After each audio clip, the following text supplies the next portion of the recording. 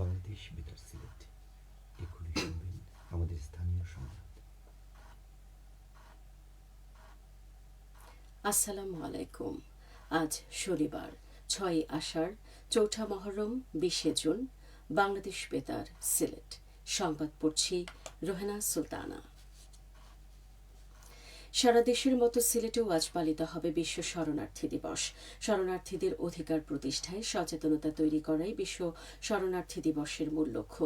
প্রতি বছর 20 জুন বাংলাদেশ সহ বিশ্বের প্রতিটি দেশ বিশ্ব শরণার্থী দিবস পালন করে থাকে।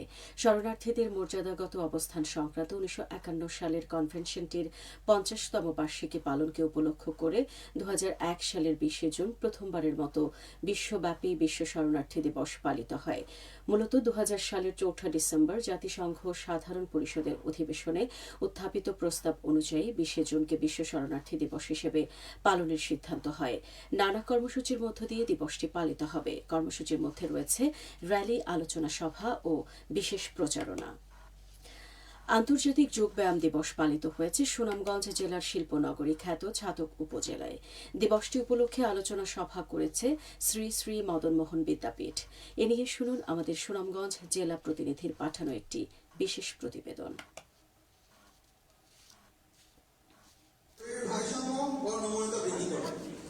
সুনামগঞ্জের ছাতক উপজেলায় পালিত হয়েছে আন্তর্জাতিক যোগব্যায়াম দিবস। দিবসটি উপলক্ষে শুক্রবার বিকেলে শহরের একটি কমপ্লেক্সে অনুষ্ঠিত হয় আলোচনা সভা। ছাতক শ্রী শ্রী মদনমোহন বিদ্যাপীঠের আয়োজনে অনুষ্ঠিত এ সভায় সভাপতিত্ব করেন বিদ্যাপীঠের সভাপতি বিকাশ চন্দ্র তালুকদার।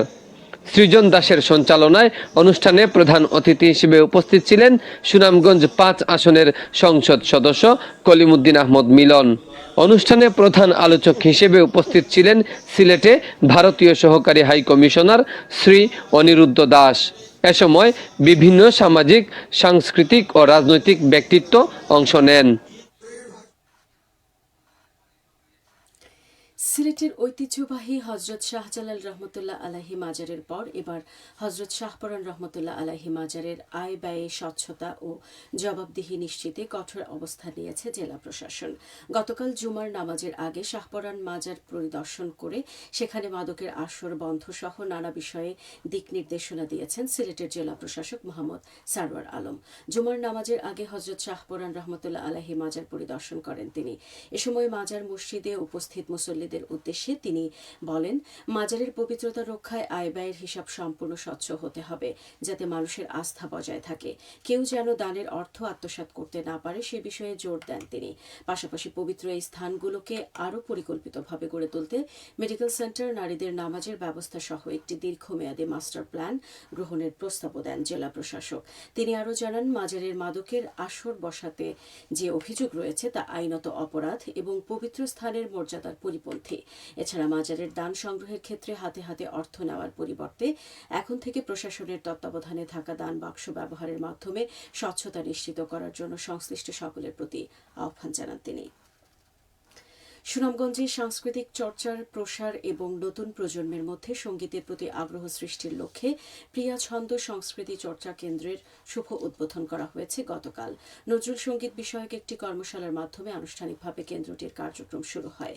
অনুষ্ঠানে বিশেষ অতিথি হিসেবে উপস্থিত ছিলেন সুনামগঞ্জ সপ্তসুর সংস্কৃতি চর্চা কেন্দ্রের পরিচালক মাকসুদুর রহমান দীপু। কর্মশালায় কোমলমতি প্রশিক্ষণার্থী, তাদের অভিভাবক এবং সংস্কৃতি প্রেমী ব্যক্তিরা অংশগ্রহণ করেন।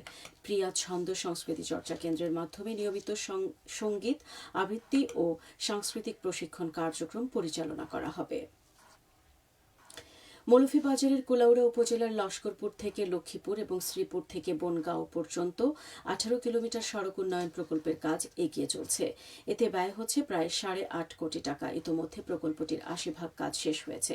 বাকি কাজ আগামী আগস্ট মাসের মধ্যে শেষ হবে বলে আশা করা যাচ্ছে। প্রকল্পের আওতায় 7টি কালভার্ট, মাটি ভরাট, রাস্তা প্রশস্তকরণ, আরসিসি ঢালাই ও পিচ সহ আনুষঙ্গিক কাজ অন্তর্ভুক্ত রয়েছে।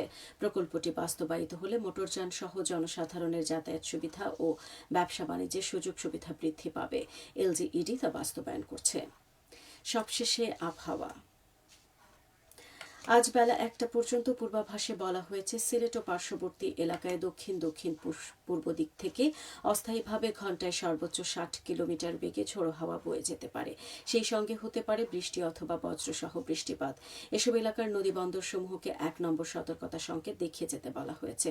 আজ সিলেটে সূর্যোদয় হয়েছে 5টা 3 এবং সূর্য অস্ত যাবে সন্ধে 6টা 44। সংবাদ শেষ হলো। আমাদের পরবর্তী স্থানীয় সংবাদ প্রচারিত হবে দুপুর 1টা 5।